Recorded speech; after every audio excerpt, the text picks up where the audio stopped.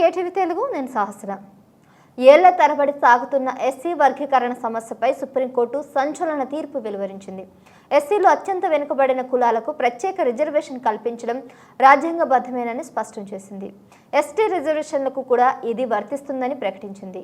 SC ఎస్టీల కోటాను divide చేసే అధికారం రాష్ట్ర ప్రభుత్వాలకు ఉంటుందని చీఫ్ జస్టిస్ డివై చంద్రచూడ్ నేతృత్వంలోని 7 జడ్జిల రాజ్యాంగ బెంచ్ తీర్పు చెప్పింది.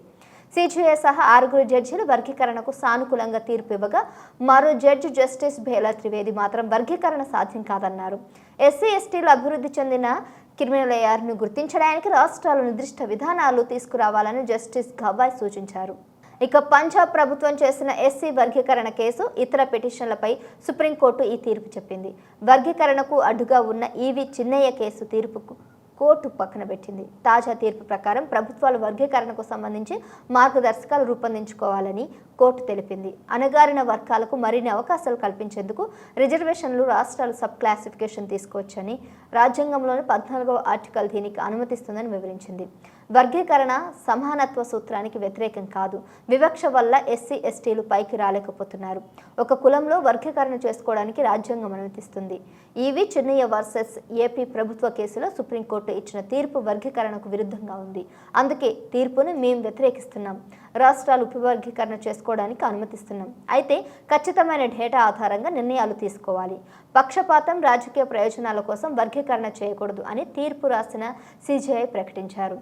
ఇక దీని గురించి మాట్లాడుకోవాల్సి వస్తే, ఎస్సీ కోటాను విభజించి తమకు న్యాయం చేయాలని మాదిగలు 30 ఏళ్లుగా ఉద్యమం చేపడుతూనే ఉన్నారు.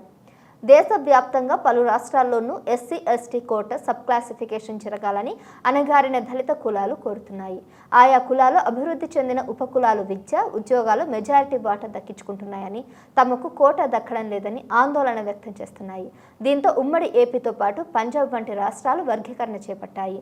ప్రభుత్వాల నిర్ణయాలను వ్యతిరేకిస్తూ కొందరు సుప్రీం కోర్టుకు వెళ్లారు.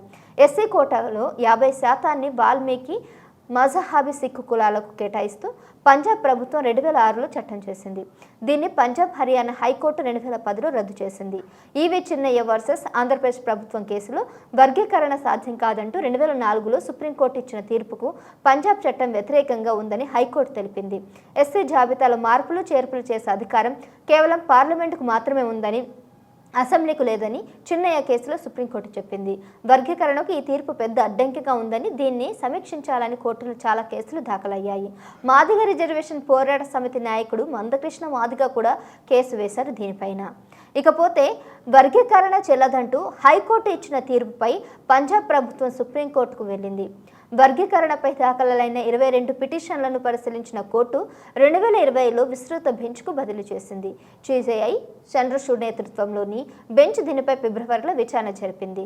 ఎస్సీ ఎస్టీ కోటాలో సబ్ క్లాసిఫికేషన్ ఆమోదం తెలుపుతూ కేంద్ర ప్రభుత్వం కూడా సుప్రీంకోర్టుకు అడ్వకేట్ చేసిందన్నమాట.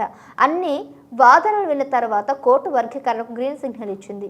తెలంగాణ అసెంబ్లీ ఎన్నికల సమయంలో హైదరాబాద్లో జరిగిన మాదిగల విశ్వరూప సభలో ప్రధాని మోడీ కూడా ఎస్సీ వర్గీకరణ చేస్తామని హామీ ఇచ్చారు. ఇది న్యాయమైన డిమాండ్ అని, సుప్రీంకోర్టులో మాదిగలకు అనుకూలంగా తీర్పు వచ్చేలా కృషి చేస్తామన్నారు. సుప్రీంకోర్టు తాజా తీర్పుపై మందకృష్ణ మాదిగ సంతోషం వ్యక్తం చేశారు. తీర్పును తెలంగాణ సీఎం రేవంత్ రెడ్డి కూడా స్వాగతించారు. ఇప్పటికే ప్రకటించిన ఉద్యోగాల్లో వర్గీకరణ కోసం అవసరమైతే ordinance తెస్తామన్నారు.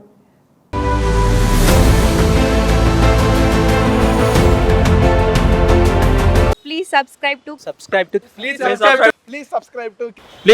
to KTV Telugu. KTV Telugu KTV